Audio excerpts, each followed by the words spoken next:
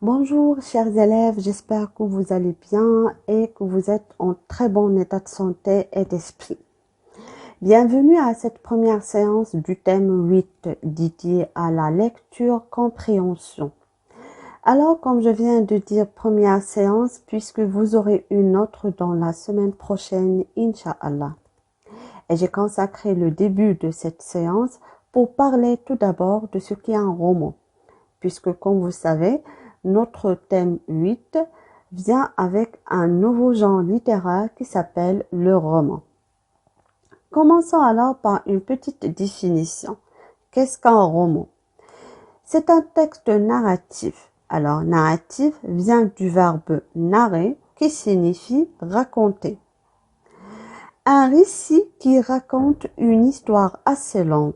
Et cette histoire peut être une histoire vraie avec des personnages réels ou une histoire imaginaire, c'est-à-dire le fruit de notre imagination. Bien sûr, qui dit histoire dit qu'on aura des personnages principaux et secondaires, un lieu et un temps à préciser. Un roman est organisé en chapitres présentés dans le sommaire ou la table des matières et se trouve au début ou à la fin du livre. Il existe plusieurs types de romans. Il y a des romans d'aventure, des romans policiers, des romans de science-fiction et ainsi de suite. Et notre roman d'aujourd'hui s'appelle Pas de pitié pour les pattes noires. Bien sûr, on va pas lire tout le roman, c'est juste un extrait. Le voilà, les pattes noires. Maintenant, je vous invite à regarder bien cette illustration en écoutant en même temps notre texte lu sur le CD. Vous restez s'il vous plaît attentif. Vous pouvez réécouter le texte 2 à 3 fois pour mieux comprendre et pour pouvoir répondre par la suite aux questions. Ok? Allez-y. Lecture. Les pattes noires. Mon nom vous dit peut-être quelque chose? Je m'appelle Nina Groove. Je suis la batteuse des pattes noires, un des meilleurs groupes de rock du XXIe siècle. Au début de cette histoire, je vivais une vie de volaille résignée. Mon destin de pintade était tout tracé. J'allais finir braisé ou rôti, entouré de navets ou de pommes rissolées. Rien de bien rigolo. Mais grâce à la musique, les choses ne se sont pas passées ainsi. Depuis que j'étais toute petite, je composais des chansons dans mon coin. À l'aide de bâtons, je tapais sur des bidons et sur le couvercle d'une boîte de peinture que j'utilisais comme cymbale. Un jour, une dinde est venue me trouver. Elle m'a annoncé que notre fermier avait acheté un canard et une pintade à la dernière foire. « Je crois qu'ils s'appellent Étienne Delahaut et Betty Boom », m'a-t-elle dit. « Il paraît que ce sont des musiciens. Tu devrais te brancher avec eux, Nina. » C'était trop beau. Pendant les répètes, Étienne était déchaîné. Il lançait en l'air sa guitare confectionnée avec une courge attachée à un bout de bois. Il la rattrapait, se roulait sur le sol ou finissait les pattes pliées sous lui.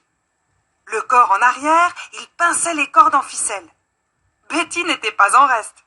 Depuis que nous avions baptisé notre groupe, elle avait adopté un total look noir. Elle se maquillait les yeux avec des bouts de charbon et glissait dans ses plumes des verres luisants. Sombre et brillante, mon amie se servait d'une petite boîte de conserve en guise de micro. De mon côté, je ne forçais pas trop sur l'apparence.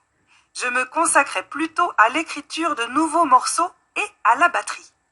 Je travaillais jusque tard dans la nuit, mais le résultat ne s'est pas fait attendre. Notre répertoire s'est vite étoffé. Au bout de quelques semaines, nous avons donné nos premiers spectacles dans le poulailler.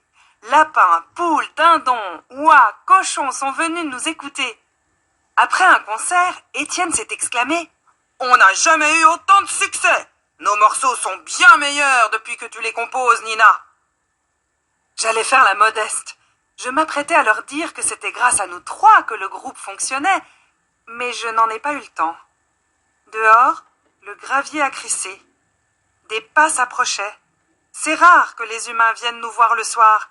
Ce n'est jamais bon signe. Mon imagination s'est mise à galoper. Je me suis souvenu de la terrible nuit où notre fermier était venu enlever mes parents.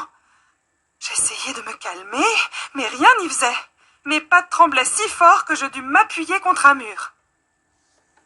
Et après avoir bien écouté le texte, je vous propose ces questions afin de vérifier votre écoute active. À vous de répondre à ces questions.